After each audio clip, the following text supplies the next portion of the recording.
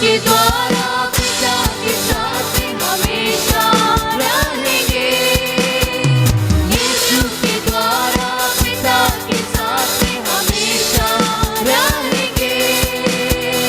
प्रभु को देखेंगे सदा साथ साथ आनंद से भर जाएंगे।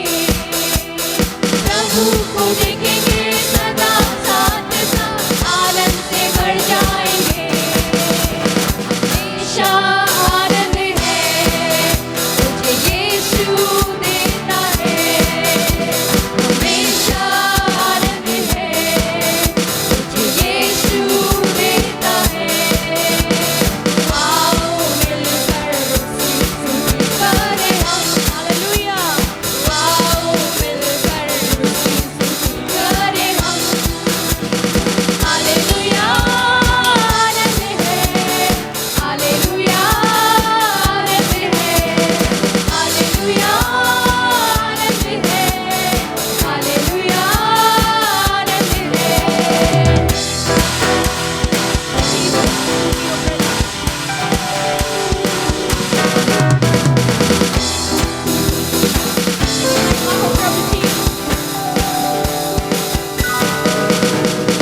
अपने पंखों तले मुझको छिपा कर संभालता रहेगा। अपने पंखों तले मुझको छिपा कर संभालता रहेगा।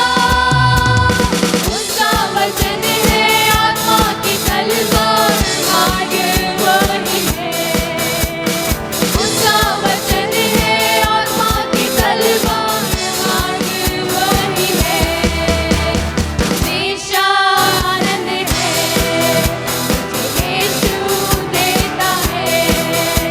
हमेशा आनंद है तुझे यीशु देता है। आओ मिलकर उसकी स्तुति करें हम। आओ मिलकर उसकी स्तुति करें हम। हालेलुया आनंद है। हालेलुया आनंद है। हालेलुया आनंद है। हालेलुया आनंद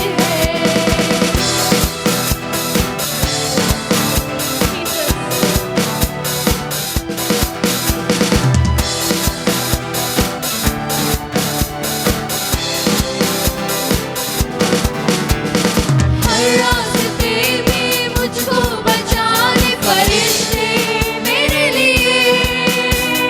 हर रास्ते में मुझको बचाने फरिश्ते मेरे लिए। ना लगे पत्थर पाँव में मेरे हाथों में उठाएंगे। ना लगे पत्थर पाँव में मेरे हाथों में उठाएंगे। हमेशा आनंद है तुझे यीशु देता है। हमेशा आनंद है तुझे यीशु देता है। तो आओ मिलकर उसकी स्तुति करें हम। आओ मिलकर उसकी स्तुति करें हम। हालेलुया आनंद है। आनंद के साथ हालेलुया आनंद है। हालेलुया आनंद है। हालेलुया आनंद है। परमेश्वर तेरी स्तुति करते हैं। कोई मुख इस समय में चुप न रहे, क्योंकि सच में परमेश्वर ने आपके जीवन को उस आनंद से भरा है जो कभी आपसे छीना नहीं जाएगा। हालेलुया परमेश्वर तेरी स्तुति हो। आइए अपने मुंह को खोलें, हाथों को उठाकर उस परमेश्वर की महिमा करें, उसको धन्यवाद के बलिदानों को चढ़ाएं। हालेलुया स्तुति हो पिता, तेरी महिमा हो, तेरी स्तुति हो मेरे राजा। धन्यवाद के योग्य पिता, तेरे नाम को ऊंचा करते हैं पिता, तेरे नाम की महिमा करते हैं राजा। तू जीवता है पिता। Thank you Jesus. आइए आप अपने स्थानों पर बैठ सकते हैं, घुटनों को टेक सकते हैं, मिलके परमेश्वर की आराधना को करेंगे। Jesus, glory Jesus, hallelujah.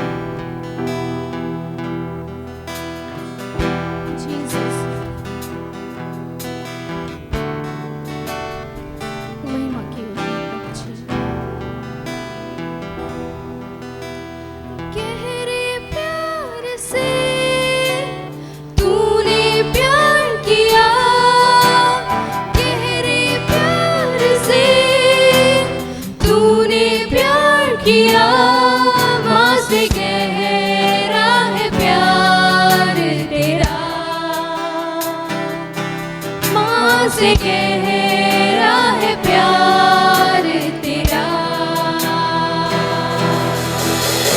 गहरे प्यार से तूने प्यार किया, गहरे प्यार से तूने प्यार किया, माँ से गहरा है प्यार तेरा,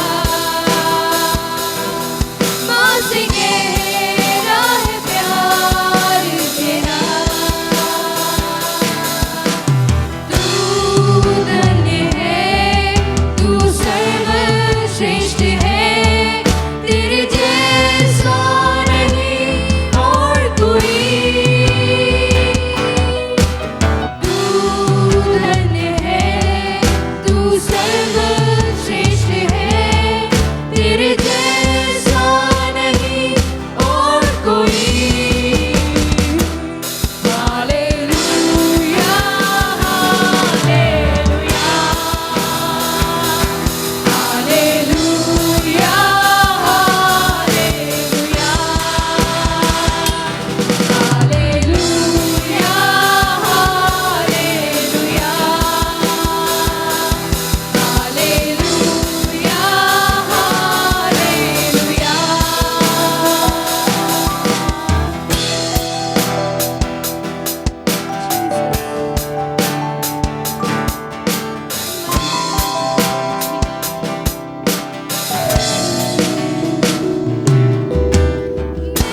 तुझे कभी भूलूंगा नहीं, मैं तुझे कभी भूलूंगा नहीं, तेरे साथ साथ मैं चलूंगा, एक नूर के समान रहूंगा, तेरे साथ साथ मैं चलूंगा, एक नूर के समान रहूंगा। तू धन्य है, तू सर्वश्रेष्ठ है, तेरे जैसा नहीं और कोई। तू धन्य है, तू सर्वश्रेष्ठ है, तेरे जैसा नहीं और कोई। हालेलुया, हालेलुया, हालेलुया,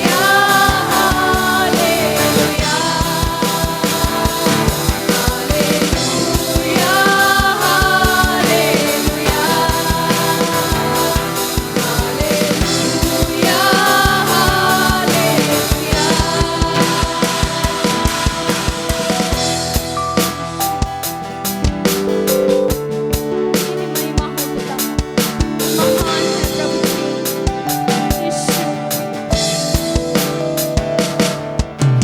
तेरी मर्जी से मैं सदा चलूं, तेरी मर्जी से मैं सदा चलूं, तेरे साथ साथ मैं चलूंगा, एक नूर के समान रहूंगा, तेरे साथ साथ मैं चलूंगा, एक नूर के समान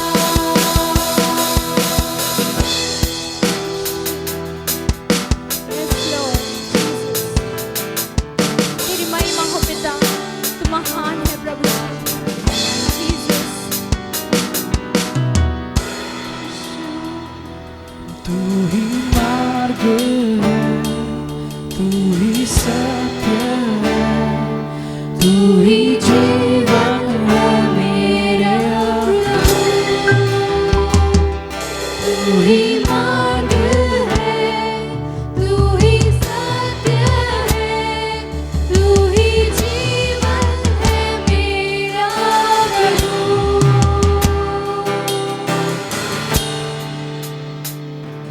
तू ही मार्ग है, तू ही सत्य है, तू ही जीवन है मेरा प्रभु। सजदा करूं, सजदा करूं, सजदा करूं, सजदा करूं, सजदा करूं, सजदा करूं।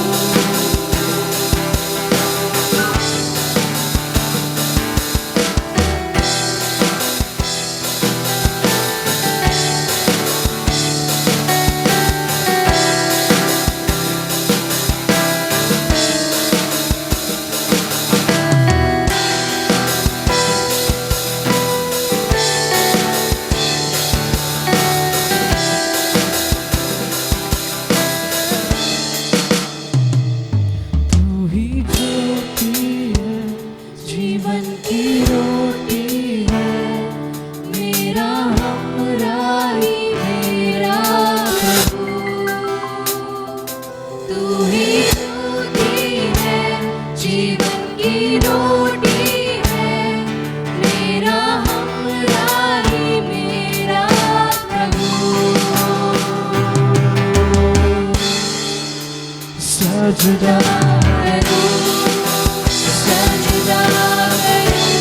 आइए सजदा करें उस जीवित परमेश्वर के सामने जो सजदे के योग्य है। सजदा करूं, सजदा करूं, सजदा करूं।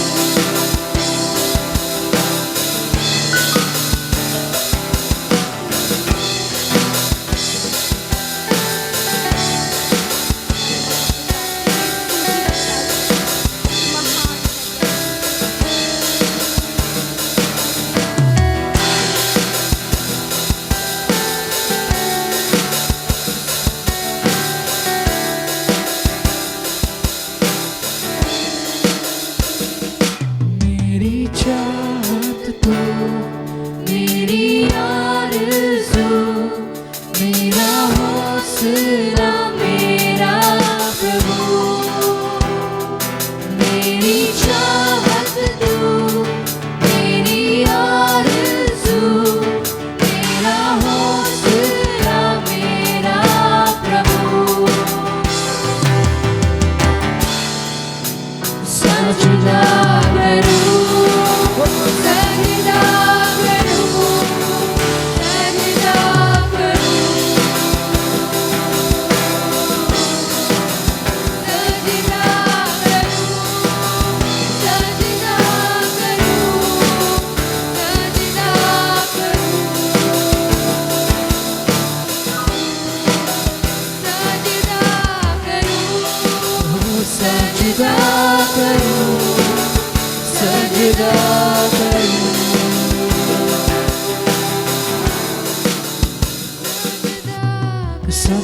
सजदा तुझे सजदा सजदा सजदा तुझे सजदा सजदा सजदा तुझे सजदा यीशु। सजदा सजदा तुझे सजदा सजदा सजदा तुझे यीशु। सजदा सजदा तुझे सजदा यीशु। सिर्फ सजदा सजदा सजदा तुझे सजदा सजदा सजदा तुझे सजदा सजदा सजदा तुझे सजदा यीशु। सजदा करूं, सजदा करूं, सजदा करूं, यीशु तुझे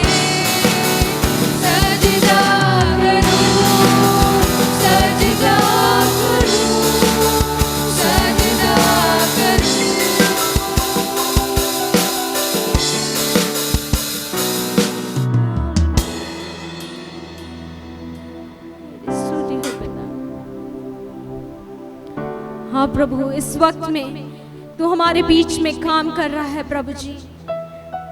You are in our midst, Lord Jesus. We thank you, Lord, for your presence. Thank you, Jesus. Thank you, Spirit. Thank you, Father. प्रभु जी, त्रिएक परमेश्वर, हम तेरी उपस्थिति के लिए तेरा धन्यवाद देते हैं पिता।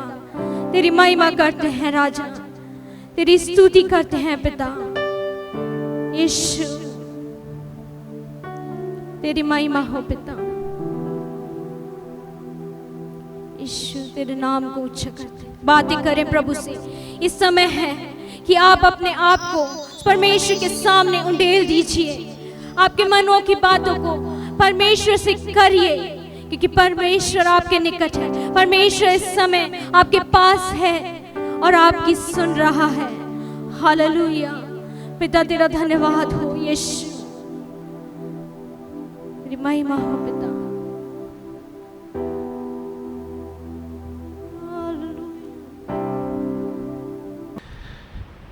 Praise the Lord. जय मसीह की सबको। पास्टर साहब ने जिस तरह से मेरी तारीफ़ की, मैं सोचा था वो कहीं किसी और इंसान के बारे में तो तारीफ़ नहीं कर रहे, क्योंकि पता नहीं मैं इनमें से उस कैटेगरी में फ़िट होता हो कि नहीं होता हो। तो जैसे उन्होंने बताया, मेरा नाम है डेविड जॉर्ज। मेरे पिताजी जो थे वो केरल से थे, और केरल, और मेरी माताजी जो थी वो दरअसल दिल्ली की है, पंजाबी है, लेकिन वो मेरे जो नाना नानी, वो एक्चुअली एक हिंदू कॉन्वर्ट है। मेरे नाना नानी दरअसल मुल्तान के थे, और बंटवारे के बाद वो दिल्ली आकर शिफ्ट हुए। और दिल्ली में मेरी मम्मी जो थी 14 साल की उम्र में उन्होंने मसीह को स्वीकार किया था, लेकिन वो किसी चर्च नहीं जा पाई दिल्ली में। उन्होंने दिल्ली यूनिवर्सिटी से पढ़ाई किया था, और उसके कुछ साल बाद उनको चर्च जाना था, तो वो किसी तरह से दिल्ली से बाहर निकलना चाहती थी, क्योंकि तभी वो चर्च अटेंड कर पाएगी। तो वो आ जाती, वो उन्होंने जयपुर यूनिवर्सिटी में अप्लाई किया, और उन्होंने वहाँ अपना पीएचडी कंप्लीट किया। और तभी उनका राजस्थान से भी एक कनेक्शन है, और मेरा भी राजस्थान में एक कनेक्शन है। जयपुर में मेरे कई सारे रिश्तेदार हैं जो अभी भी मसीह में नहीं है, लेकिन वो उधर रहते हैं। और दोनों मेरे माता पिता महाराष्ट्र औरंगाबाद नाम के एक छोटे से शहर में रहते हैं, और पिछले 30 वर्षों से वो वापस सेविकाएं कर रहे हैं। मैं जो हूँ, मैं बैंगलोर में रहता हूँ। तो अगर कोई मुझसे पूछता है मैं कहाँ से हूँ, कई बार मैं बहुत कंफ्यूज रहता हूँ, क्या बोलूँ मैं अपने आप को मलयाली भी नहीं बोल सकता, क्योंकि मुझे बिल्कुल ना तो मलयालम समझ में आता है, ना बोलने आता है, ना मैं उनका वो जो खाना भी खाते हैं मैं वो भी नहीं खाता हूँ। मुझे खाने में पसंद है ज़्यादातर वेज खाना, नॉन वेज मैं बहुत कम खाता हूँ। वेज खाने में भी छोले भटूरे, पनीर, वो है, तो आप समझ सकते हो कि मेरे अंदर बहुत सारा पंजाबी पर्सनैलिटी भरा हुआ है, ठीक है। और तो जब भी कोई पूछता है मैं कहाँ से हूँ, मैं बस यही बोलता हूँ कि भाई मैं तो इंडियन हूँ, क्योंकि मेरे अंदर साउथ इंडिया भी बसता है, नॉर्थ इंडिया भी रहता है, और सेंट्रल इंडिया में मैं पला बड़ा हूँ, महाराष्ट्र में पला बड़ा हूँ। और मैंने वहाँ पर अपना पूरा एजुकेशन कंप्लीट किया, ग्रेजुएशन तक, और फिर मैं बैंगलोर में गया, और वहाँ पर भी मैंने बाइबल कॉलेज में पढ़ाई की थी। और अभी पिछले कुछ सालों से मैं टीटीआई के साथ हूँ, और काफ़ी टाइम से मैं अजमेर आने की कोशिश कर रहा था, लेकिन किसी कारण हो नहीं पाता था। पास्टर निशिकांत मुझे बार बार बुला रहे थे 2019 से, लेकिन कुछ ना कुछ प्रॉब्लम आ जाता था बीच में। और अभी एक मौका मिला था, मैंने सोचा था इस बार नहीं जाऊंगा तो अगले 10 महीने तक मेरा कोई ट्रैवल नहीं है, तो मैं नहीं जा पाऊंगा। तो मैं परमेश्वर का धन्यवाद करता हूँ कि मैं इस बार आया। और अगर मैं गलत नहीं हूँ तो कई साल पहले मैं अजमेर आया था, और इसी चर्च में आया था, लेकिन मुझे याद नहीं था।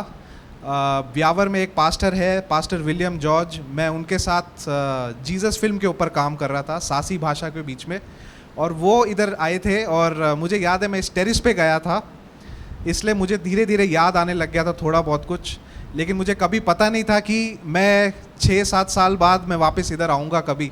और ये वो कलीसा था जो मैं आया था अजमेर में, ये एक ही कलीसा था जो मैंने अजमेर में देखा था उस वक्त। तो बाद में जब पास्टर निशिकांत और मैं बात कर रहे थे तो हमने रियलाइज़ किया था कि ये वो चर्च है। तो हम वचन की ओर जाते हैं। हालांकि मैं बाइबल कॉलेज में पढ़ चुका हूँ और कई बार लोगों को लगता है कि बाइबल कॉलेज में आपको ज़्यादा ज्ञान मिलता है, ऐसा कुछ नहीं है। आपको ज्ञान परमेश्वर का तभी मिलेगा जब आपके ऊपर पवित्र आत्मा है, ठीक है, आमीन। और दूसरी बात यह है, जब आप किसी इंसान के साथ रहते हो, जैसे आपके माता पिता के साथ रहते हो या पति पत्नी के साथ रहते हो, आप उनको और अच्छी तरह से जान पाते हो। उसी तरह से जब कोई भी मसीह दिन रात परमेश्वर के संगति में चलता रहता है, बाइबल पढ़ता रहता है, तो वो यीशु मसीह को और अधिक तरीके से जान सकता है। आज सुबह ही पास्टर साहब प्रचार कर रहे थे और मैं सुन रहा था बहुत ध्यान से, परमेश्वर के राज्य के बारे में प्रचार कर रहे थे और उन्होंने एक स्टेटमेंट बोला था, जब सब कुछ यीशु का है और यीशु हमारे पास है, फिर हमें क्या प्रॉब्लम है? सही बात है, आमीन। जब सब कुछ यीशु के पास है और यीशु हमारे पास है तो क्या प्रॉब्लम है? और ये बात सच है कि परमेश्वर ने यीशु को भेजा हमारे लिए, और आज यीशु के पास जो अथॉरिटी है, जो सब कुछ उनके हाथ में है, उसने हम सबको दिया और हम सब वो कलीसिया है, ठीक है। मैं एक दरअसल बाइबल को पढ़ाता हूँ, मैं ज़्यादा प्रचार नहीं करता हूँ, लेकिन जब भी मैंने बाइबल को पढ़ा है मैंने एक चीज़ गौर की है। अगर आप सुसमाचार को देखोगे, जितने भी सुसमाचार है, मत्ती, मार्क, लूक, यूहन्ना, उन सब चीज़ों में, इन चारों चीज़ों में एक चीज़ बहुत कॉमन है जब यीशु मसीह प्रचार कर रहे हैं, और वो पता है क्या है? वो है परमेश्वर के राज्य के बारे में, ठीक है। तो यीशु मसीह कौन है? हम यीशु मसीह पे विश्वास क्यों करते हैं? कौन है ये आदमी जो 2000 साल पहले आया? बाकी सब महागुरु जो थे उन्होंने भी चिन्ह चमत्कार किए, किसी ने कुछ किया, किसी ने, हम बात सुनने में आता है, लेकिन ये शख्स कौन था? कई बार कई लोगों के दिमाग में वो विचार भी आता है। और क्योंकि मैं एक पास्टर का बेटा था और मैं एक पास्टर के परिवार में पला बड़ा, मेरे ऊपर सब थोपा गया था कि मेरे माँ बाप ये कर रहे हैं तो मैं भी यही करूँगा, मेरे माँ बाप चर्च जा रहे हैं तो मैं भी चर्च जाऊँगा। लेकिन मैंने कभी भी अपने आप को यीशु के करीब महसूस नहीं किया था। 14 साल की उम्र था वो जब मैंने पहली बार यीशु को जाना, वो कौन है, और उस दिन से लेकर आज तक धीरे धीरे मैं यीशु मसीह को और जानने की, मुझे और ज्ञान मिल रहा है यीशु के बारे में, और ख़ासकर बाइबल से। और पवित्र आत्मा ने कई सारी किताबें मेरी ज़िंदगी में लेकर आए जिससे मैं यीशु मसीह के बारे में और समझ पाया हूँ। तो यीशु मसीह कौन है, ये सवाल मेरी ज़िंदगी में एक बार आया था कि मैं क्यों यीशु के पीछे जा रहा हूँ, कौन है ये आदमी, ठीक है। बाकी सब भी तो सेम ही है, बाकी धर्म भी सेम ही है, सब लोग वही फॉलो कर रहे हैं अपने अपने, तो मैं इनके पीछे क्यों जा रहा हूँ, कौन है ये? लेकिन एक चीज़ है जो यीशु मसीह को अलग कर देता है सब चीज़ों से, वो एक ही शख्स है जो मुर्दों में से जी उठा, आमीन। वो एक ही शख्स है, इंसान, और मुर्दों में से जी उठा। वो जब जी उठा वो आत्मा नहीं बना। आत्मा क्या होती है? हम उनके अपना हाथ को आत्मा के अंदर भी डाल सकते तो दूसरी तरह से हाथ निकल भी जाता है। लेकिन जब यीशु मसीह जी उठे, उसने अपने शिष्यों को बोला, मुझे खाने के लिए कुछ दो ताकि मैं तुम्हें बता सकूं कि मैं जिंदा हूँ। ये शरीर है मेरा, आत्मा नहीं हूँ मैं, कोई भूत नहीं हूँ, ये शरीर है। और मेरे हाथों को देखो, वो कील ठोके गए जो निशान। थॉमस जो चेला था उसको भी समझ में नहीं आ रहा था कि ये सच में हुआ है कि नहीं हुआ है। कई सारे शिष्यों को अभी भी डाउटफुल था। सबसे पहले जो जिनको पता था वो थी महिलाएं, मैरी मगदलीन और उसके सारे साथी। लेकिन उस ज़माने में क्या होता था कि औरत के गवाही को कोई मान नहीं मिलता था। अगर औरत बोल रहा है तो मतलब गलत बोल रहा है। लेकिन परमेश्वर ने सबसे पहले औरत को बताया कि यीशु जिंदा है। फरिश्ते आए कि यीशु जिंदा है। सिर्फ औरतों की तरह से हालेलुया आ रहा है, ठीक है। उसके बाद शिष्यों को जानने की ज़रूरत थी तो वो लोग भाग गए कब्र के पास देखने के लिए कि वहाँ पर लाश नहीं है। कहाँ गया लाश? जो लाश जख्म था, जिसको हमने क्रूज पे देखा, वो तो गायब हो गया। तो ये एक ही शख्स थे यीशु मसीह जो ज़िंदा हुए, और कोई नहीं। और कहीं पे भी हमें वो सुनने को नहीं मिलता है, ठीक है। और बाइबल भी एक ऐसी किताब है जो पहली सदी से लेकर अब तक उसके इतने कॉपीज़ बनाए गए हैं कि अगर हम इतिहास को देखते हैं तो इतिहास भी इस बात का गवाह है कि जो शिष्य थे, जो यीशु मसीह थे, वो जिंदा थे, उस बात का गवाह भी है। ठीक है, तो हम किसी कहानी में विश्वास नहीं कर रहे हैं, हम किसी कोई झूठ मूठ की कहानी पे विश्वास नहीं कर रहे हैं, ये सब सच्ची घटनाएं घटी है। आमीन। जब परमेश्वर ने हमें बनाया और जब परमेश्वर ने पृथ्वी को बनाई थी, उसने आदम और हवा को बनाया। ठीक है, सही बात है, आदम और हवा को बनाया। आदम और हवा को उसने एक काम दिया। क्या काम दिया? पृथ्वी को संभालने का काम दिया। उनको एक गार्डन में रखा, गार्डन ऑफ ईडन, एक पृथ्वी को संभालने के लिए। उनका काम था पूरे पृथ्वी पे परमेश्वर का काम करने के लिए। ठीक है, बच्चे भी पैदा करने थे और परिवार को बड़ा करना था। ठीक है, परमेश्वर ने वो काम दिया था आदम और हवा को। लेकिन परमेश्वर कठपुतली नहीं चाहता था, रॉबर्ट नहीं चाहता था। मतलब कठपुतलियाँ होती है ना, पता है, आपके अपने इशारों पे नाचते। यहाँ पर राजस्थान में वो मैंने बहुत सुना है, कठपुतली, वो एक नाटक होता है जिसमें आप चलाते हो कठपुतलियों को। ठीक है, तो परमेश्वर वो नहीं चाहता था। वो चाहता था कि आदम और हवा मुझसे अपने आप से प्रेम करे, फैसला करके प्रेम करे, चुनाव से प्रेम करे। इसलिए नहीं दबाव से प्रेम ना करे, चुनाव से प्रेम करे। ठीक है, तो होता क्या है, वो एक झाड़ी बीच में रखते हैं उस गार्डन में, और परमेश्वर बोलता है आदम और हवा को कि तुम सभी झाड़ों में से खा सकते हो, लेकिन उस झाड़ को छुओगे भी नहीं, खाओगे भी नहीं। और आप सबको एक कहानी पता है कि शैतान आ जाता है सांप के द्वारा और आदम और हवा को पाप के और क्या, आदमी लोग एकदम चुप बैठे, सिर्फ लेडीज की तरफ से आवाज आ रहा है। कहाँ लेकर जाता है शैतान आदम और हवा को? पाप के रास्ते लेकर जाता है। ठीक है, तो जो भी परमेश्वर का प्रोजेक्ट था, जिसलिए उन्होंने ये पृथ्वी बनाई थी, जिसलिए उन्होंने आदम और हवा को बनाया था, शैतान ने उसको तहस-महस कर दिया और उसने अपनी हुकूमत पृथ्वी पे चलाई। ठीक है, लेकिन परमेश्वर हार नहीं मानने वाला था, और परमेश्वर कभी हार नहीं मानता है। परमेश्वर जो है हमारा बहुत बड़ा है।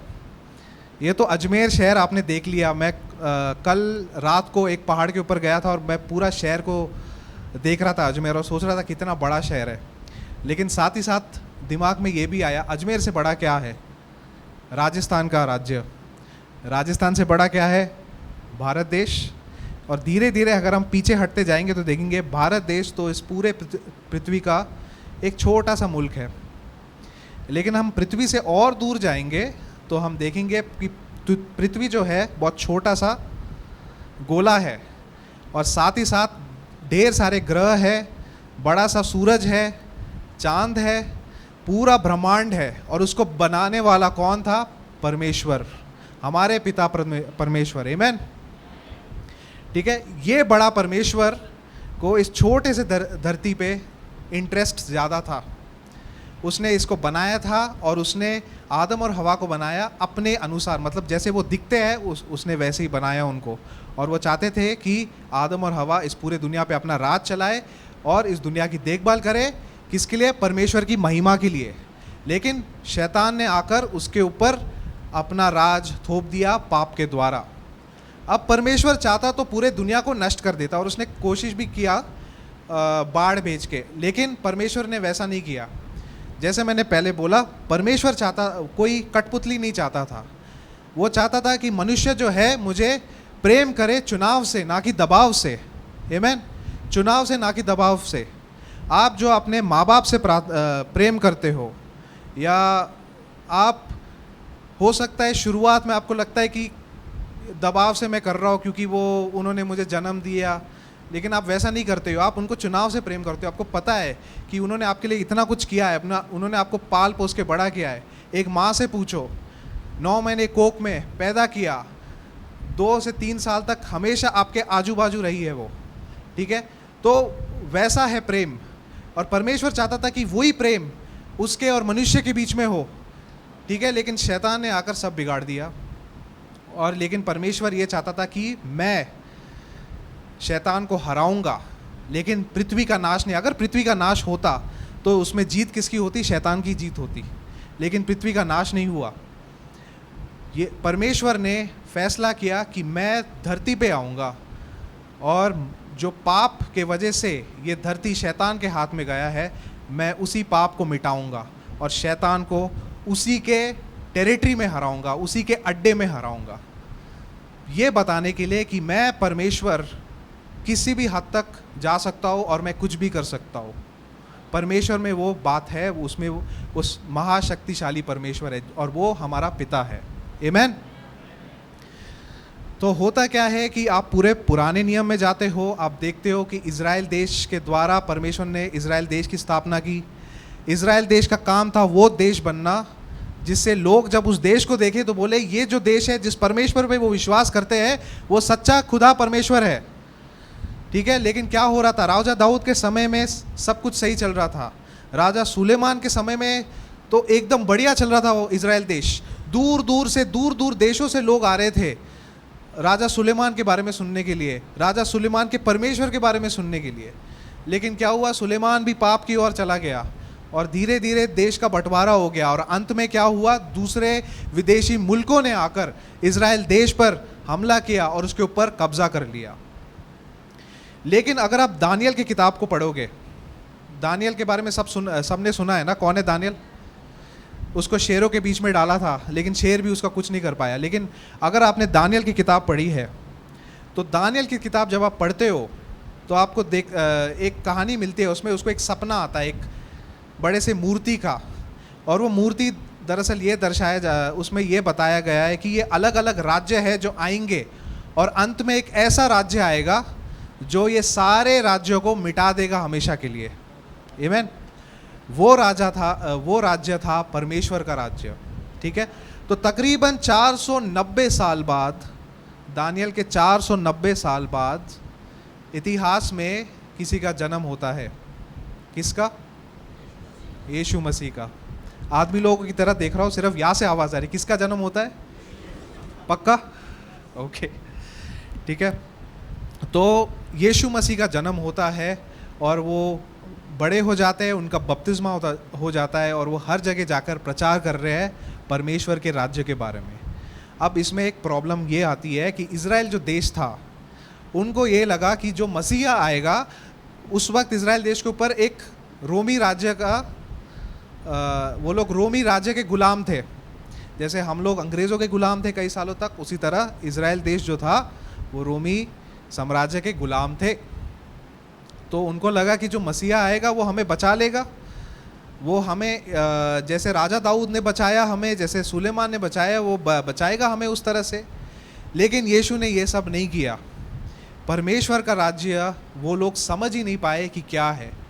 परमेश्वर का राज्य वो राज्य था जो सिर्फ इज़राइल को रोमी साम्राज्य से छुटकारा दिलाने के लिए नहीं था, वो पूरे दुनिया में फैलने के लिए आया था। आमीन। पूरे दुनिया में फैलने के लिए आया था। और कैसे फैलने के लिए? तलवार चाकू से नहीं, प्रेम से, चिन्ह चमत्कार से।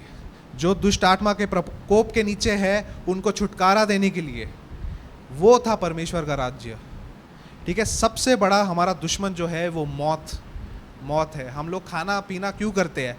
इसलिए करते हैं क्योंकि हमें पसंद है? नहीं, हम इसलिए करते हैं ताकि हम जिंदा रहे। हम पानी रोज़ क्यों पीते? ताकि हम जिंदा रहे, इस गर्मी में जिंदा रहे। सबसे बड़ा हमारा दुश्मन कुछ भी हो, मौत है। दुनिया से कोई भी बड़ा तोप हो इस दुनिया में, उन सबको एक ही चीज़ से डर लगता है, वो है मौत। और यीशु मसीह इसलिए आए थे ताकि उस सबसे बड़े दुश्मन को भी हरा सके। वो क्या है? मौत। ओके, वो एक ही शख्स है जिसने मौत को हराया। वो एक ही शख्स है जो मरे और बुरी तरह से मरे। ऐसा नहीं कि उनके ऊपर चाकू मार दिया या गोली से मार दिया, उनको उनके कपड़े निकाल के, उनको कोड़े लगा के, उनको क्रूज पे लटका के, दुनिया के सामने क्रूज पे लटका के, उनकी माँ थी वहाँ पे, उनके चेले थे वहाँ पे, और वो सब देख रहे थे और रो रहे थे कि हमें इससे उम्मीद थी, ये क्या हो गया? ये तो एक अच्छा आदमी था। वो मर गया और पूरी दुनिया ने देखा उसको मरते हुए, लेकिन तीसरे दिन पे वो जी उठा। और ऐसा नहीं आत्मा में जी उठा, वो अपने शरीर लेकर जी उठे। उसने मौत को हरा दिया। और जो कोई यीशु पे विश्वास करेगा, मौत भी हमें अभी छू नहीं सकती है। आमीन। ठीक है। तो परमेश्वर का राज्य क्या है, ये जानना हमें बहुत ज़रूरी है कि परमेश्वर का राज्य कैसा है। परमेश्वर का राज्य जो है वो दुनिया के राज्यों की तरह नहीं होता है। परमेश्वर का राज्य में हम जो काम करते हैं रोज़, हम किस तरह से यीशु को दर्शाते हैं दुनिया के सामने, हम एक तरह से परमेश्वर के राज्य को के बारे में बता रहे हैं, ठीक है। जब पास्टर साहब आप लोगों के लिए प्रेयर करता है, ठीक है, आपकी चंगाई के लिए प्रार्थना करता है और आपको छुटकारा मिलता है, इसका मतलब ये है कि परमेश्वर का राज्य उस व्यक्ति के ऊपर आ चुका है। परमेश्वर के राज्य में कोई भी आदमी या कोई भी औरत बीमार नहीं हो सकता है, क्योंकि यीशु मसीह के नाम में चंगाई है, ठीक है, आमीन। तो तीसरे दिन पे यीशु मसीह जी उठते हैं और फिर वो स्वर्ग की ओर चले जाते हैं और वहाँ पर परमेश्वर के सिंहासन के बगल में बैठते हैं और दिन रात प्रार्थना कर रहे हैं। और उसने पवित्र आत्मा हम सबको दिया है ताकि हम पृथ्वी पे कलीसिया के द्वारा लोगों को यीशु मसीह के बारे में बताएं। और हम क्या बताते हैं यीशु मसीह के बारे में, कि वो अब इस दुनिया के ऊपर उनकी हुकूमत है, प्यार का हुकूमत है और शैतान हार चुका है, ठीक है। तो 3 चीज़ों के लिए यीशु मसीह दुनिया पे आए। सबसे पहला चीज़ पाप निकालने के लिए, पाप की क्षमा के लिए, ठीक है। दूसरा इम्पोर्टेंट चीज़ था शैतान को हराने के लिए। और तीसरा चीज़ परमेश्वर के राज्य को स्थापित करने के लिए, ठीक है। आपको वो प्रार्थना याद होगा ना, है हमारे बाप तू जो आसमान में है, तेरा नाम पाक माना जाए, तेरा राज्य आए और तेरी हुकूमत जैसे स्वर्ग में है वैसे धरती पे।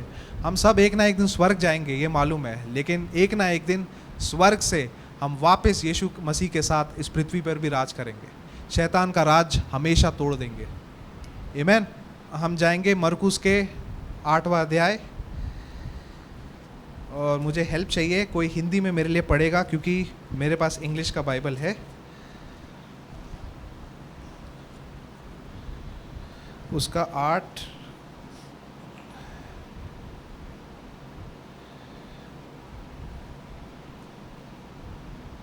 27 से लेकर 30 तक कोई अगर हिंदी में पढ़ सकता है। यीशु और उसके चेले कैसरिया फिलिप्पी के गांव में चले गए। मार्ग में उसने अपने चेलों से पूछा, लोग मुझे क्या कहते हैं?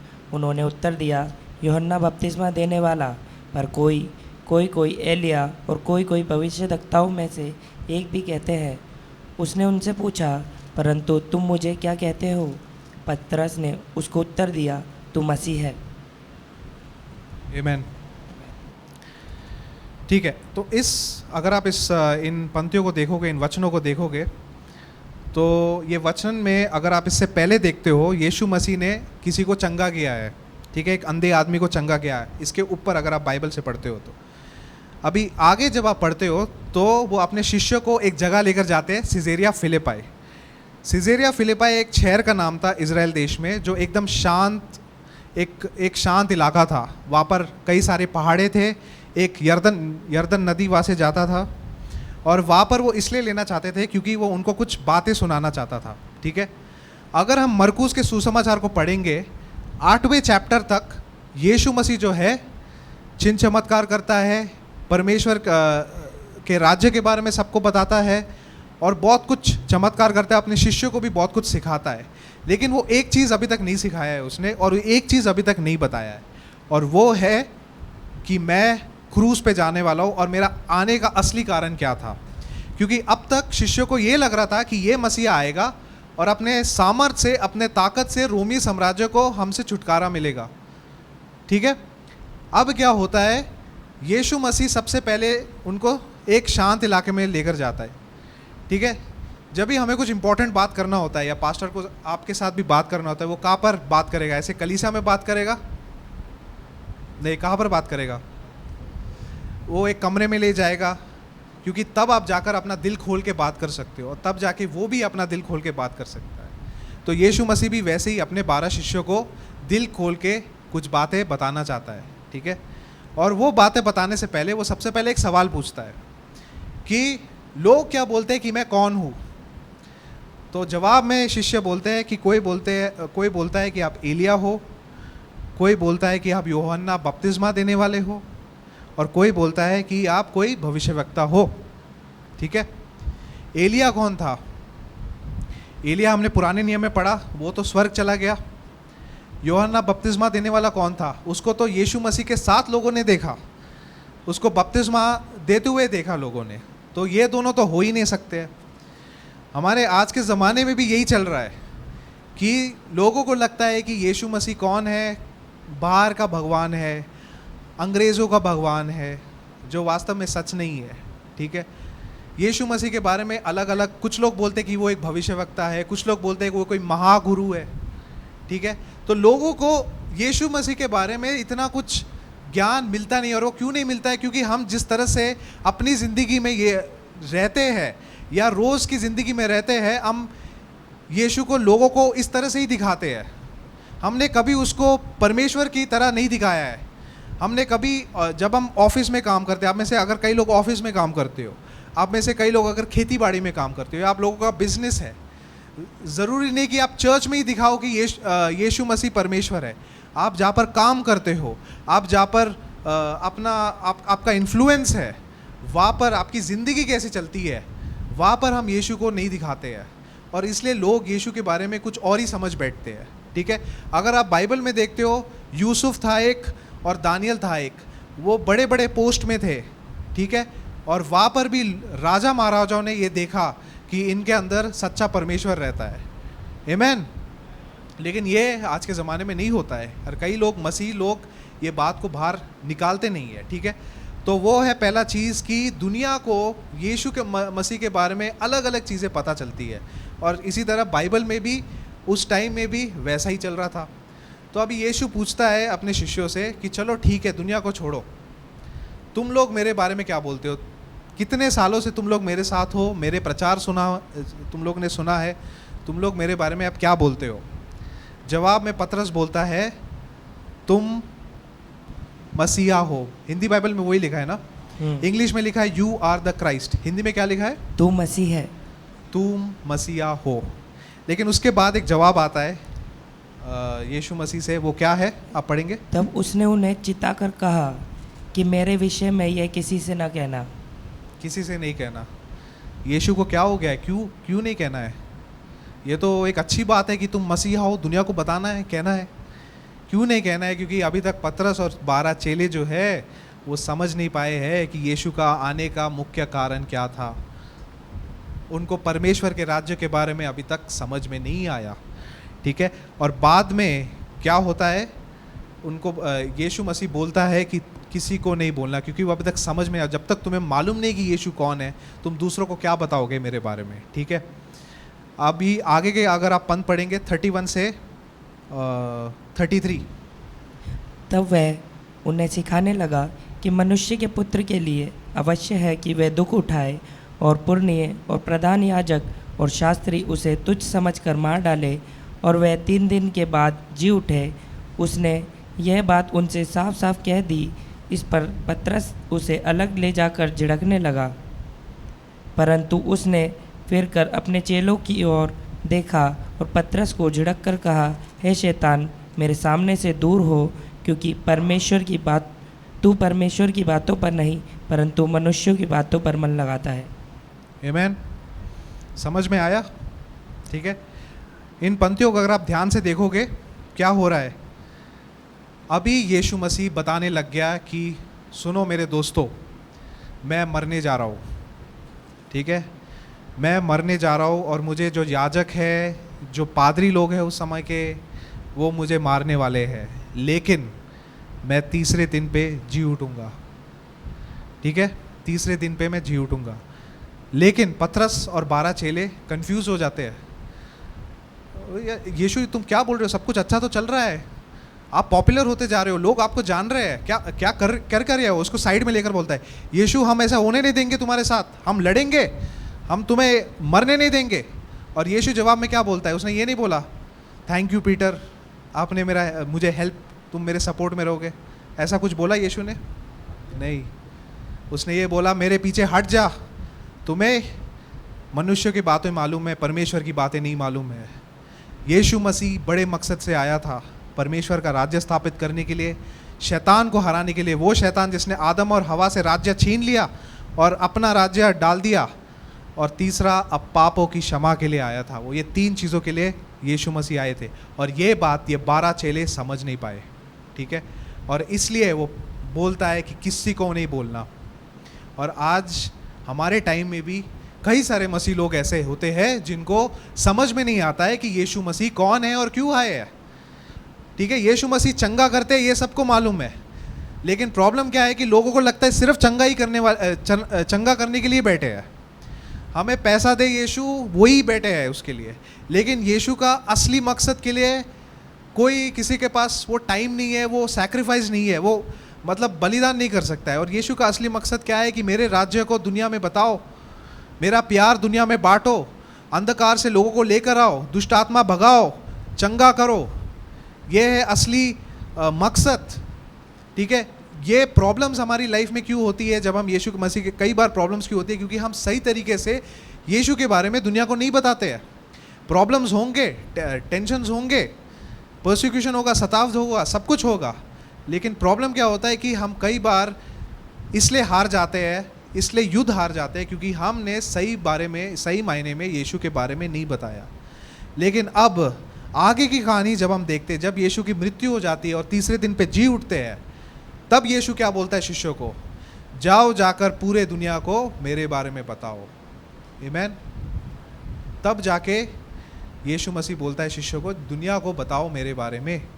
तब शिष्य समझ पाए कि यीशु क्यों आए, यीशु किस लिए आए थे, क्या काम करने के लिए आए थे। और यीशु ने एक चीज़ किया, उसने पूरी दुनिया को नहीं बताया कि मैं ज़िंदा हूँ, उसने सिर्फ 500 लोगों को बताया। अगर आप कुरिन्थियन की किताब पढ़ोगे, 500 लोगों को, अपने आप को उसने बताया कि, दर्शाया कि मैं ज़िंदा हूँ। और यीशु ने ऐसा क्यों किया, ये बात परमेश्वर जानता है कि ऐसा क्यों किया, लेकिन मेरे हिसाब से, मुझे जो बाइबल में समझ में आता है, यीशु चाहता था कि कलीसिया जो है मेरे नाम से दुनिया में चले जाए, मेरे नाम से दुनिया को मेरे बारे में दर्शाए। वरना चाहते तो यीशु खुद कर सकते थे, फरिश्ते भेज सकते थे, लेकिन नहीं, उन्होंने ये काम हम सब कलीसिया को सौंपा है कि हम यीशु का नाम दुनिया में बताएं। किस तरह से? ज़ोर ज़बरदस्ती से नहीं, जो आजकल कई बार होता भी है, ज़ोर ज़बरदस्ती से नहीं, प्रार्थना से, प्रेम, अमन, शांति से, और लोगों को अंधकार से रोशनी तक लेकर आने के लिए। ये काम, इस तरह से हमें काम करना है, ठीक है। और कठिनाई तो होंगी, प्रॉब्लम्स तो होंगी, लेकिन यीशु ने ये भी यकीन दिलाया कि मैं पवित्र आत्मा तुम्हारे पास भेजूंगा, और वो पवित्र आत्मा है जो हमें वो ताकत देती है ये सब काम करने के लिए, क्योंकि हम अपने दम से वो नहीं काम नहीं कर सकते। जब हम अन्य भाषा में भी प्रार्थना करते हैं, हम परमेश्वर के तरीके से प्रार्थना कर रहे हैं, क्योंकि पवित्र आत्मा ने हमें वो दिया है। वरना पहले किसी के पास पवित्र आत्मा नहीं होता था, खासकर पुराने नियम में नहीं होता था, लेकिन नए नियम में यीशु के द्वारा हमें वो पवित्र आत्मा मिला। वो पवित्र आत्मा हमें ताकत भी देती है, और वो पवित्र आत्मा एक गारंटी है कि हम यीशु मरने के बाद हम यीशु के साथ रहेंगे और ज़िंदा हो जाएंगे यीशु के नाम से। आमीन, आमीन।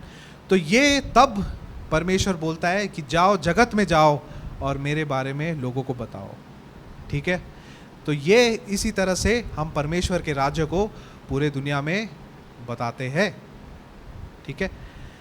लेकिन एक चीज़ हमें जानना बहुत ज़रूरी है कि कई बार लोगों को लगता है कि सब झूठी कहानियाँ है, लेकिन हम 12 चेलों को देखेंगे, अगर हम ये 500 लोगों को देखेंगे, इन्होंने अपनी जान तक दे दी इस बात को पूरी दुनिया में बताने के लिए। अगर आप प्रेरित की किताब पढ़ोगे, इन्होंने जान तक दे दी, क्योंकि उनको पता था कि जो उन्होंने देखा वो सच था, झूठ नहीं था। अगर वो झूठ होता तो शायद पिघल भी जाते, भाग भी जाते, डर के मारे भाग भी जाते। और वैसे हुआ भी था, उनके क्रूज़ पे चढ़ने के बाद शिष्य जाकर कई जगह, एक जगह छुप गए थे, और यीशु को उनके सामने प्रकट होना था, क्योंकि वैसे ही उनको मैरी मगदलीन और उनके साथियों का बात तो पहले से ही विश्वास नहीं था। तो यीशु मसीह को आकर उनके सामने आना पड़ा और बताना पड़ा कि मैं ज़िंदा हूँ, और ये जो शरीर है ये मेरा असली शरीर है, कोई आत्मा नहीं है। और जब शिष्यों ने ये देखा और उनके ऊपर पवित्र आत्मा आया यरूशलेम में, उन्होंने पूरे दुनिया में जाकर परमेश्वर का सुसमाचार सुनाया, ठीक है। और सुसमाचार यही था कि यीशु अब पूरे दुनिया में उसका राज है, उसको वो अथॉरिटी मिली है।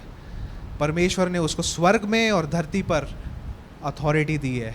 और जैसे पास्टर ने सुबह बोला है, जब यीशु के पास सब कुछ है और यीशु हमारे साथ है तो हमें किस चीज़ की ज़रूरत है? आमीन। तो इसलिए जब हम मसीह जीवन जीते हैं तो हमें ताकत से जीना चाहिए, डर के मारे नहीं। मुझे भी डर लगता है जब मैं ट्रैवल करता हूँ हर जगह पढ़ाने के लिए। मुझे पता नहीं आगे क्या होने वाला है, मुझे पता नहीं कौन सा नया शैतान मेरे सामने आएगा, किसका इस्तेमाल करके मेरे खिलाफ जाएगा। डर लगता है, मैं प्रार्थना भी करता हूँ, लेकिन फिर भी सारे रास्ते मेरे लिए हमेशा खुल जाते हैं। आमीन। कई बार ऐसे ऐसे चीज़ें हुए मेरी ज़िंदगी में जो मुझे पता भी नहीं कि कैसे हुआ। मैं हमेशा कोशिश करता था कि लोगों को मसीह के बारे में बताने के लिए, उनके लिए प्रार्थना करने के लिए। लेकिन मुझे एक ऐसा अवसर याद है कि जब मैं छत्तीसगढ़ में था और मुझे याद है एक आदमी था जिनके लिए मैं एक गांव में गया था और कई सारे लोग थे, मैं प्रार्थना कर रहा था उनके लिए। और किसी ने बोला कि आप इस भाई के लिए प्रार्थना करो। और उस दिन मेरा सबसे बुरा दिन था दिन का, क्योंकि मेरे को रात को नींद नहीं आई और सुबह पता नहीं कुछ हो गया था, मेरा दिमाग सही जगह पे नहीं था। तो ये भाई साहब आए और उन्होंने बोला मेरे पेट में बहुत ज़ोर ज़ोर से दर्द होता है कई दिनों से, मेरे लिए प्रार्थना करो। तो मैंने जैसे तैसे बोला, परमेश्वर यीशु मसीह के नाम से मैं प्रार्थना करता हूँ कि ये भाई चंगा हो जाए, इसका सारा पेट दर्द हो जाए, या आप में बढ़े। वो बोल दिया, मैं वहाँ से निकल गया। बाद में मैंने कभी मुड़ के देखा भी नहीं कौन था वो, कहाँ से था वो। 3 महीने बाद वहाँ के पास्टर ने मुझे कॉल किया और बोला वो जो भाई साहब जिसके लिए तुमने प्रार्थना किया ना, जिनका पेट दर्द था, दरअसल मेरे को इसलिए याद है क्योंकि वो सारे ग्रुप में से जब मैंने बोला किसी को प्रार्थना की ज़रूरत है, उसी ने ही हाथ उठाया था। तो मुझे वो याद था, वो गाँव में, और मेरा दिन भी बहुत बुरा था, इसलिए मेरे को वो दिन भी याद था, मैं कभी भूला नहीं। और उसने, पास्टर ने मुझे फ़ोन पे ये बोला, वो आदमी के लिए जिसने तुमने प्रार्थना किया ना, वो ठीक हो गया, वो एक चंगा हो गया, वो मसीह में आ गया और अभी बाइबल ट्रांसलेशन में हमारी मदद कर रहा है सेविकाई में। आमीन। और मैं हैरान हो गया। मैंने बोला क्या मतलब ये सच है? बोल रहा था हाँ, क्योंकि मुझे याद है मैं उस दिन में मैं कैसा था।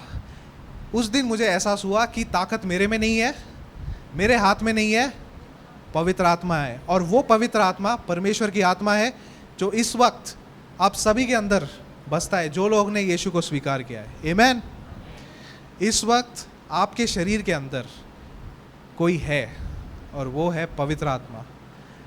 पिता परमेश्वर, पुत्र और पवित्र आत्मा हमारे अंदर बसता है, रह रहा है, क्योंकि हमने यीशु को स्वीकार किया। वो परमेश्वर जिसने इस पूरे दुनिया को बनाया, वो परमेश्वर जिसने इस पूरे ब्रह्मांड को बनाया, वो परमेश्वर जो बाहर जाओ तो सूरज दिखता है, वो बड़ा सा सूरज, उसकी रचना की, वो हमारे अंदर है।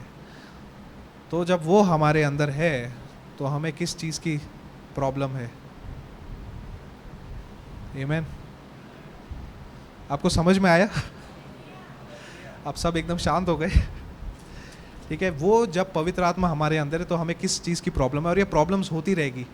और मैं आगे जाने वाला हूँ अलग अलग जगहों में पढ़ाने के लिए, टेंशन होता है, लेकिन मुझे बार बार परमेश्वर याद दिलाता है कि भाई मैं हूँ, मैं तुम्हारे लिए रास्ता खोल रहा हूँ। और कई बार परमेश्वर इस्तेमाल मेरा ऐसा करता है कि मैं भी हैरान हो जाता हूँ। मुझे अपने आप पे इतना भरोसा नहीं है जितना परमेश्वर जब मुझे इस्तेमाल करता है, और लोगों को भरोसा होता है। वो जब बोलते हैं कि आपने ये अच्छा किया, वो अच्छा किया, मुझे विश्वास ही नहीं होता है, क्योंकि वास्तव में मैं कभी वैसा था ही नहीं। मुझे अपनी ज़िंदगी अच्छी तरह से पता है मैं कैसा हूँ, लेकिन मैं कई बार हैरान हो जाता हूँ कि पवित्र आत्मा जो मेरे अंदर है, कई बार मुझे क्षमा करके, मुझे अपने पाप से निकाल के मेरा इस्तेमाल करता है। और मैं कई बार आंसू आते हैं कि ये कैसे हुआ है। और मैं जानता हूँ कि आगे भी शायद नहीं वर्ड यूज़ नहीं करूँगा, कल भी मैं बहुत मैं जानता हूँ कि परमेश्वर मेरा इस्तेमाल आगे भी करेगा। और मैं जानता हूँ कि जो आप सब बैठे इधर, परमेश्वर आप लोगों का भी इस्तेमाल करेगा। आप इस धरती पे हो, इस धरती पे आपका एक मकसद है। परमेश्वर का राज्य सिर्फ इतना ही नहीं कि आप बैठ के प्रचार करो लोगों को, यीशु ये है, यीशु वो है, लेकिन आप अपनी ज़िंदगी कैसे जीते हो, आप दुनिया को कैसे संभालते हो, आप अपने रोज़ के काम में कैसे काम करते हो। आपका मकसद वो है कि परमेश्वर के इच्छा अनुसार आप काम करो, परमेश्वर के इच्छा अनुसार आप एक नेबरहुड में, एक लोगों के बीच में कैसे रहो, परमेश्वर के इच्छा के अनुसार रहो। आपका मकसद सिर्फ यही नहीं है कि सिर्फ बैठ के सुसमाचार सुनाना, उस सुसमाचार को किस तरह से जीना, रोज़ की ज़िंदगी में किस तरह से आपके काम में जीना है, वो दिखाना बहुत ज़रूरी है। और वही है हमारा असली मकसद। और एक दिन यीशु मसीह आएंगे और हम उसके साथ रहेंगे और इसी धरती पर राज करेंगे। जैसी उसकी इच्छा स्वर्ग में पूरी होगी, वैसे ही हम धरती पे उसकी इच्छा चलाएंगे। आमीन। समझ में आया? ठीक है। तो ये बहुत इम्पोर्टेंट है ये जानना कि यीशु कौन है। यीशु बस यही नहीं कि हमारा भाई है, यीशु अभी इस पूरे धरती का मालिक है, इस स्वर्ग का मालिक है। और पिता परमेश्वर ने उसे वो दिया है, वो अधिकार दिया है, और वो अधिकार यीशु मसीह ने हम सबको दिया है। ठीक है। तो आगे बढ़ के जैसे हम अपनी ज़िंदगी जिएंगे, हम यीशु के लिए जिएंगे। जो अभी तक हम जीते आ रहे हैं, हम आगे भी वैसे जिएंगे। आप बीमार हो तो आपके यीशु के नाम से आप चंगा भी हो सकते हो। आपके ऊपर दुष्टात्मा का प्रकोप है, वो यीशु मसीह के नाम से जाएगा। और शैतान हार चुका है, वो डर चुका है। उसने पहले कब्ज़ा किया था और उसको यीशु ने हरा दिया। वो लोगों को मौत की ओर ले जाता था, उसने उसी मौत को हरा दिया। हालेलुया, आमीन। तो हम सब अभी प्रार्थना करेंगे और परमेश्वर की ओर देखेंगे और फिर मैं क्लोज करूँगा।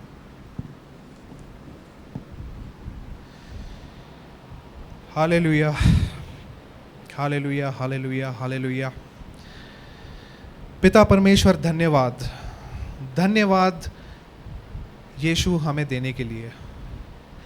धन्यवाद इस अधिकार हमें देने के लिए, पवित्र आत्मा हमें देने के लिए।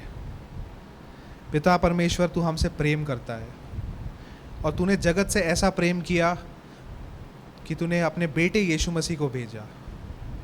आप चाहते तो और भी कुछ तरीक़ों से अपना सकते थे, लेकिन आपने आपका प्रेम हमें इस तरह से दर्शाया। और पिता परमेश्वर, हम रोज़ दिन के तकलीफ़ से गुज़रते हैं, पारिवारिक तकलीफ़ों से गुज़रते हैं। कई बार पैसे नहीं होते हैं, लेकिन हम कई बार भूल भी जाते हैं कि आप हमारे पिता हैं, कि आप ही है जो सब कुछ देते हैं, आप ही है जो सब कुछ बनाते हैं। और कई बार हमारा विश्वास टूट जाता है, लेकिन आज हम विश्वास के साथ आपकी ओर देखते हैं। हम यीशु मसीह के नाम में आपके सामने आते हैं परमेश्वर पिता। यीशु जो आपने हमें दिया है, उस नाम से हम, आपका वचन कहता है कि उस नाम से जब हम प्रार्थना करते हैं, आप उस ज़रूरत को पूरी करते हैं, और वो ज़रूरत जो आपके इच्छा अनुसार हो। और परमेश्वर, हम प्रार्थना करते हैं कि यदि कोई यहाँ पर बीमार है, उसको चंगा करे यीशु मसीह के नाम से। यदि कोई दुष्टात्मा के प्रकोप से है, गुजर रहा है, उसको यीशु मसीह के नाम में हम प्रार्थना करते हैं, उसको छुटकारा मिले। और प्रार्थना करते परमेश्वर, जो फाइनेंशियल स्ट्रगल से जा रहा हो, उसको भी वो छुटकारा मिले, उसको कभी किसी चीज़ की कमी ना हो, कभी भी किसी चीज़ की कमी ना हो, क्योंकि आप है परमेश्वर जो सब कुछ देता है। और परमेश्वर पिता, हम प्रार्थना करते हैं कि पवित्र आत्मा के द्वारा हमें आप रोज़ चलाए, और रोज़ हम यीशु मसीह नाम को दुनिया के सामने दर्शाए। ये ज़रूर है हम गिरते जाएंगे, लेकिन आप की ओर हम जब भी देखें, आप हमें उठाकर हमें लेकर चलाए। ये पूरा सभा मैं आपके हाथ में समर्पित करता हूँ। आपकी उपस्थिति हम सब में हमेशा रहे, और हम एक दिन इंतज़ार कर रहे हैं उस दिन का जब आप आएंगे और हम आपके उपस्थिति में रहेंगे और आपकी सेवा करेंगे और आपकी स्तुति आराधना करेंगे। और हम उस दिन का इंतज़ार कर रहे हैं, और हम प्रार्थना करते हैं कि वो दिन जल्दी आए। तब तक हमें संभाले रखे। ये सब मैं यीशु मसीह के मीठे और सामर्थ नाम में मांगता हूँ, आमीन।